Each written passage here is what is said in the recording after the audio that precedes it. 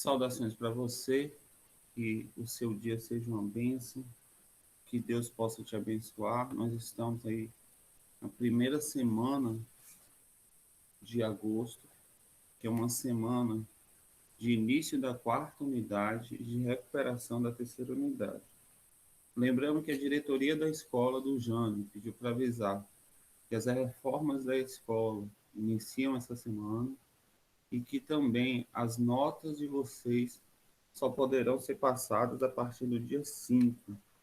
Por quê, professor? Porque não se dá nota antes da oportunidade de recuperação para aqueles que perderam ou para aqueles que vão entregar as suas atividades após o dia 30, onde a nota é menor e onde, se não houver nada, a pessoa vai fazer uma recuperação que vai até o dia 5. Então, a turma dos primeiros anos, matutino, vespertino e noturno, eu vou estar passando a nota no dia 5 de agosto, que vai dar na quinta-feira. Então, na quinta-feira, você vai enviar seu nome para mim, completo, porque tem pessoas que têm o mesmo nome, primeiro nome, e aí você vai enviar o nome completo e turma, tá bom? Com a palavrinha nota. E aí, no dia 5 de agosto, eu vou passar a sua nota da terceira unidade. Eu parabenizo aos alunos que entregaram suas atividades em dia. Vocês foram muito bem. Falta ainda alguns pequenos detalhes, né? Mas que ao longo do ano você vai aprendendo para poder tirar 10. Tem um autor, que é Mário Quitanda, que diz que literatura é a arte de ler pessoas, de ler mentes, é a arte de influenciar pessoas. Nós vamos iniciar nessa quarta unidade o estudo de literatura do ensino médio. E literatura é a arte de ler livros e vamos entender um pouco hoje, nessa introdução à quarta unidade, o que são escolas literárias, né? A importância das escolas literárias. Na área de língua portuguesa, 30% do Enem está, estão nas escolas literárias, nos textos que são ali postos para que você possa interpretar. Então, você precisa ter um domínio de todas as escolas literárias. A gente vai iniciar esse trabalho com vocês aí até dezembro, tá? Lembrando que toda unidade dura mais ou menos aí um mês, são 4 semanas, e toda unidade haverá um livreto. Outro aviso da escola é que os cadernos de apoio não serão mais usados, tá? A partir de agora, a escola vai fornecer para vocês o livro didático e também o livreto impresso, tá? Qual a diferença? No livro didático você tem conteúdos, no livreto você tem as avaliações do professor. Então, o livreto de português, digital ou impresso, vai vir ali já antecipado as 4 atividades. Já vai vir antecipado qual é o trabalho. Já vai vir antecipado a prova. E a entrega dessas atividades, aí há eu tive uma dificuldade na terceira unidade, que muita gente começou a entregar atividade antes. Aí, quando chegou no dia 30, a pessoa não tinha mais atividade. Por isso, lembra que o professor ele não vai guardar para você a sua atividade. Mesmo que você queira que eu veja a atividade antes, para eu poder fazer um comentário. Tem pessoas que me mandou o texto de redação para ver se estava legal o texto. Sem problema, você pode mandar, mas você não pode perder o texto. O texto tem que ser entregue no dia 30 novamente em forma de bloco.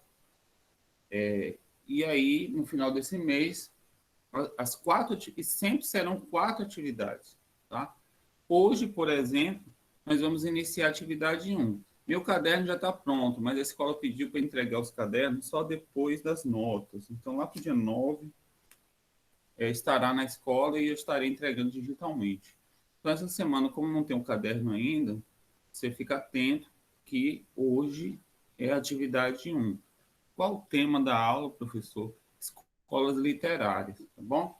Para ilustrar um pouco o tema, antes de eu passar o exercício de hoje ele já foi posto no WhatsApp, mas eu vou estar explicando o exercício. Mas antes, vamos fazer aqui um comentário sobre escola literária, para quando você for fazer o exercício, você não ficar meio perdido, tá bom? Então tá aí, ó, o título, que são escolas literárias. Esse será o assunto que vai nortear os trabalhos de vocês, provas de vocês, desse início aí de agosto, início da quarta unidade. E se a gente for conceituar o que é escola literária, até se cair na prova, que é escola literária, é esse o conceito aí, são as manifestações de arte escrita. Ou seja, é um texto, só que ele é artístico. E ele vem do século XVI, início do século XVI, um pouquinho ali do final do XV, e são sistematizados em escolas que começam com trovadorismo, que foi o último trabalho de vocês, da terceira, e que vai desse trovadorismo até o modernismo. Se nós formos caracterizar essas escolas, elas têm essas quatro características. Inclusive, no exercício de hoje, tem uma pergunta lá que se refere a isso. Quais são as características literárias que há no texto? Então, são essas aí. Primeiras, professor, o que é sentido, essa palavra, sentido conotativo? A palavra conotativo significa com tons, com cores. Então, é um texto com linguagem figurada. É um texto que ele não precisa ser necessariamente real. Pode ser uma história inventada, por exemplo, mas que tem uma mensagem. Quando se inventa uma história, se cria uma história, se fantasia uma história, aí a gente diz que isso é conotativo, tá? O oposto dessa palavra é denotativo, que é real, aquilo que realmente está acontecendo. Já o conotativo é quando é criado. Então, são as poesias, são as crônicas, são os poemas, é a música que, por muitas vezes, cria alegorias e linguagens figuradas para representar a realidade. O texto literário ele sempre traz um ponto de vista pessoal do autor. Então, não quer dizer que aquilo que ele está demonstrando na sua poesia ou na sua música precisa ser verdade para o outro, mas é a verdade do autor. Por isso que quando nós ouvimos uma música de alguém, nós não podemos criticar, porque aquela é a verdade do autor, aquela é a verdade de quem construiu aquela musicalidade. Então, nós precisamos respeitar as pessoas enquanto autor. Não é necessário que seja minha verdade. Existe o uso de figuras de linguagem, a gente vai estar estudando, metáfora, metonímia, e sempre é um simbolismo muito forte. Hoje, nos exercícios que vocês vão fazer, há duas perguntas onde as respostas estão nessas características, tá? Eu vou deixar esse slide lá no grupo, quando acabar a aula. Caso você queira, você pode retornar ao slide e tá aí buscando as respostas. Hoje eu estou deixando uma história de Carlos Drummond de Andrade. O título da história é Incapacidade de Ser Verdadeiro. Eu tenho um programinha que transforma esse texto em WhatsApp. Eu vou colocar no programinha, mas a foto do texto dá para ler direitinho, tá? Se caso você tiver dificuldade, eu ponho o texto em forma de WhatsApp também. Vamos às três perguntas que estão lá no grupo. A primeira pergunta diz assim: o que os relatos que o menino faz à sua mãe revelam? Então, há três revelações no texto, tá bom? Aí, quando você for responder, evita colocar um relato só. São três, tenta achar aí quais são os três. Eu não vou falar porque você tem que ter o desafio de acertar. A pergunta 2: quais são as características literárias que existem no texto? Então, essas características estão no slide que eu acabei de explicar, tá? Que é o simbolismo, que é as figuras de linguagem, que é a questão pessoal do autor. Ele está trazendo uma experiência que ele criou, mas que há um fundo de verdade que ele quer passar. já que é um ponto. E o 3, o que significa ser verdadeiro segundo o autor. Essa, inclusive, é a mensagem principal do texto aí. Ele quer mostrar para as pessoas o que é ser verdadeiro. Então, quando você responder, você coloca qual é a verdade que ele está mostrando e se você concorda ou não. Por isso que toda vez que você estiver no Enem, que tiver a palavra justifique ou justificativa, você vai colocar ali se você concorda ou não com a verdade que o autor está passando, tá bom? E aí você precisa responder essas 3 perguntas já exercitando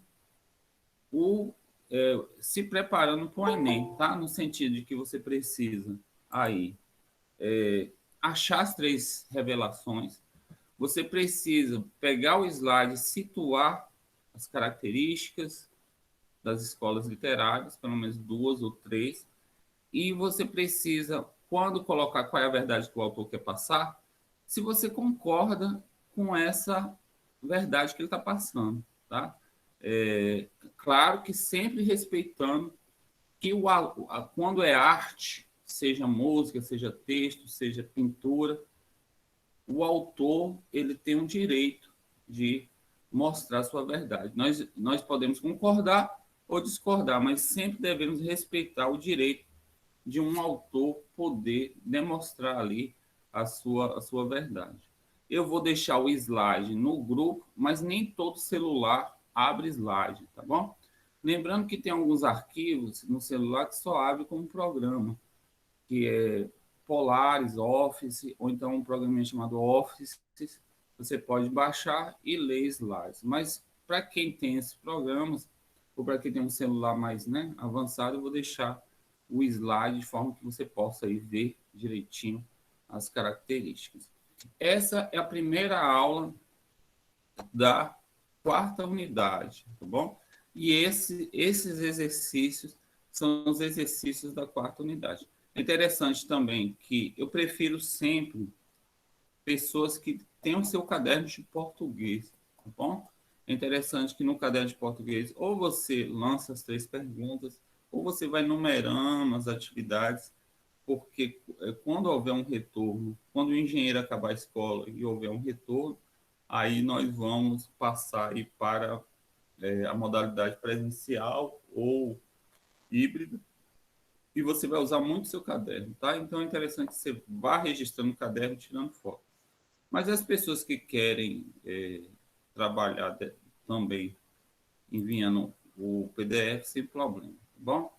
Aqui eu vou encerrar a introdução e a argumentação da aula e vou deixar essa aula